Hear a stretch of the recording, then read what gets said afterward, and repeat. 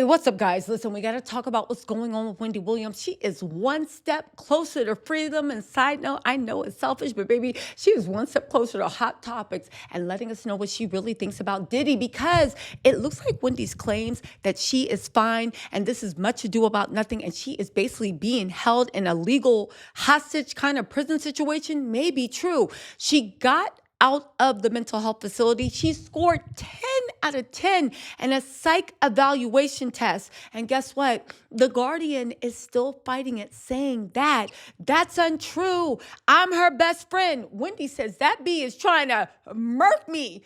They're like, no, we're good friends. Even though the Guardian refuses to interact with Wendy at all. You guys, let's get into this because Gina, we'll get her last name in a second. She is the woman responsible, along with Charlemagne. Shout out to Charlemagne for actually kicking this off and getting Wendy the freedom she deserves. Regardless of what you think about Wendy Williams, nobody deserves to be held in slavery while they drain your fortune. You know?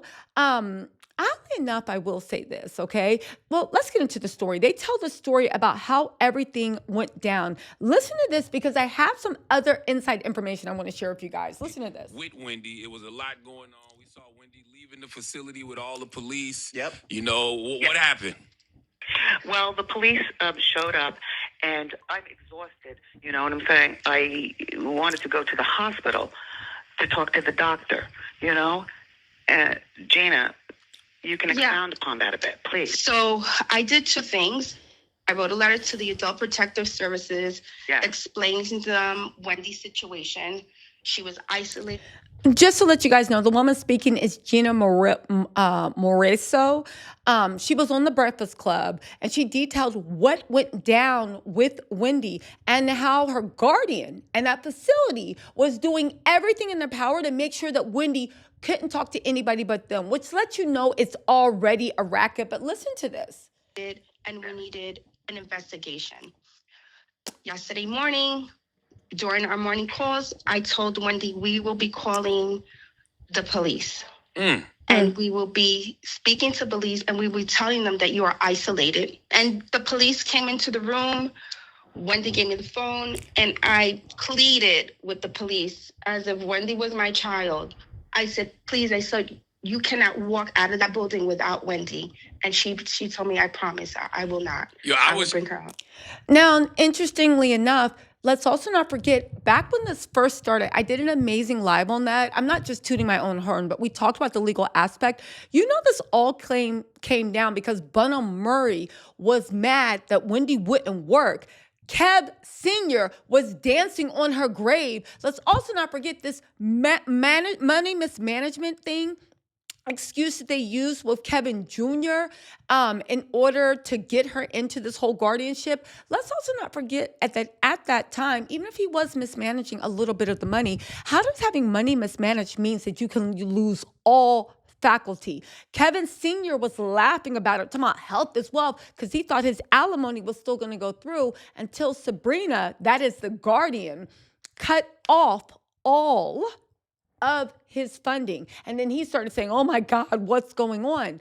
But think about it. It seemed like a setup. This all happened. And don't forget that every single time that Bunham Murray wanted Wendy to come back and film the Wendy Williams show, because Wendy was like, forget about it. I'm starting a podcast and I'm starting a YouTube channel. And that's what it is. Every single time she tried to get out of that contract, new stuff would spill. They were the ones that actually helped her get into the guardianship. And remember when she was in the guardianship and all that information was leaking, and then all of a sudden the judge was like, yo, this needs to be a closed court. And we thought it was from protecting Wendy's privacy. Come to find out now, it was all one big racket because that judge throws people to this guardianship, and this guardianship milks people dry. Keep in mind while you listen to this, right? Sabrina, I think her name is Morrison or whatever. Sabrina, the guardian, is using Wendy's money. Wendy is trying to fight for her life and get out of the guardianship. The guardianship is using her money in order for them to fight Wendy suing them. On top of that, Lifetime, which is that documentary, the guardian Sabrina signed off on the Lifetime movie. Mind you, they're draining her accounts. When she didn't like the way she was portrayed in the Lifetime movie, she is using Wendy's money to sue Lifetime on her behalf. What does Sabrina's legal lawsuits have to do with Wendy or Wendy's fortune? On top of that, there's another lawsuit that's going on with the Guardian, with Wendy against the Guardian. So there's two lawsuits against Wendy and the Guardian, and one with Sabrina suing Lifetime, and she is using all of Wendy. Oh yeah, Wendy is suing like the law firm also. They're using Wendy's money to pay for their legal fees while Wendy sues them. You guys, this is nothing but a grift. This is almost akin to what happened with Britney Spears, but I'll be real with you, and this is something that's so blessed. I really feel like the reason why Britney Spears was being able to held like that for years is because her dad was in it, her mom was in it, her sister was in it, everyone, and the men that dated her was in it. Everyone that was supposed to be there for her in any significant way was in on the con. Interestingly enough, besides Kevin Sr., who, I don't know, I'll keep my thoughts on him alone, but it looks suspicious, right? Besides my opinion about Kevin Sr., everybody else in Wendy's family was trying to free her. From her son to her niece to everybody was trying to free her. And now we find out the truth. She was not cognitively impaired to the point that she couldn't function at all, which is what? I do believe that they let Wendy get drunk out of her mind whenever evaluations were supposed to come, and then they still devalued her even more, because I don't think most people realize the level of cognitive disrepair you have to be in for them to take full control over you like that. But let's continue. I was shocked to see Wendy walking yesterday. That's what I was telling Wendy yesterday. yeah. I'm like, damn, I can't. Cause we seen them with Fadima feet. I was like, I could not believe Wendy could walk. Let me tell you something. So the cops say to me, you know what I'm saying? They say, Wendy, you have to leave the scooter. I said, okay, but just walk with me, okay? And so they walked with me. So it was like exercise for my feet. When the officers were there, Wendy started to feel she had a little bit of anxiety.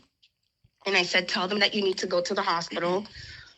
And I said, when you go to the hospital, you're going to ask for an independent medical evaluation. Yeah. Now, pause. The fact that she's giving Wendy these instructions for how to best advocate for herself, Gina actually specializes in advocating for elders and elder abuse. The fact that she is giving Wendy these instructions and Wendy is following them to a T with nobody else, well, it lets you know quite simply that they also lied some more about her cognitive decline, because how could somebody that can't even be trusted to live and make their own decisions take these detailed instructions and put this plan into action? But the building was giving us a hard time. They Listen to first this. sent a nurse. Yeah. And they're like, oh, Wendy, we'll take care of it. I'll take your vitals. And I said, no, thank you. No, thank you. And I'm on the phone and I'm like, no, we need a medical doctor. Right. Mm-hmm. The nurse says, oh, we have a doctor in the building. No. I want an independent doctor. Yeah, I said, no, she needs to get out. We need to go to a hospital. That's not a hospital. Right. Mm-hmm. And then finally, the cops were okay with that. And then the ambulance, and Wendy was okay as well. Now tell us what happened when you got to the hospital, because there were claims that they did a test and she got 10 out of 10 on the test. So what happened when she actually got to the hospital? So This is Sabrina and Wendy speaking. Okay, fine. I'll shut up and let you guys listen. according to what was told, the guardian was there and Wendy's attorney. And I think there was a little back and forth as whether she was going to allow Wendy, the guardian, to get evaluated. Mm-hmm. The doctor saw there was a difference between the guardian's opinion and her lawyer's opinion.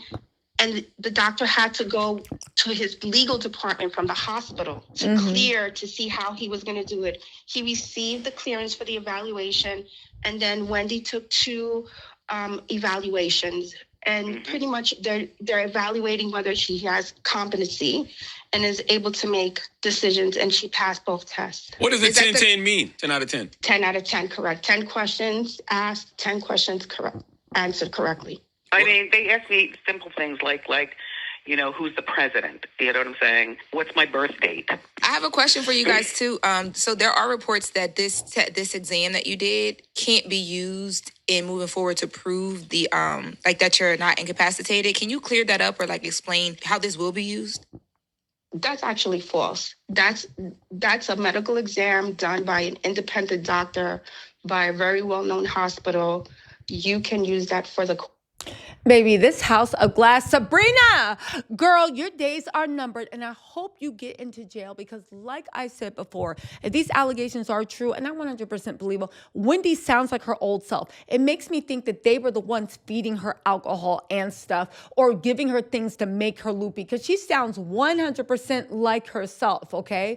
If these allegations are true, and I do believe them, Wendy was lucky to have a strong family that loved her, that fought for her. She was lucky enough in her lifetime that she brought Charlemagne the God under her wing and that they still seemed cool enough that he actually looked out for her when he saw that she was suffering. And you know what? I give Charlemagne a hard time, and I should. But you know what? He actually did God's work with what he did to Wendy's. And also Tasha K and the Winos, they got money up for the legal fund.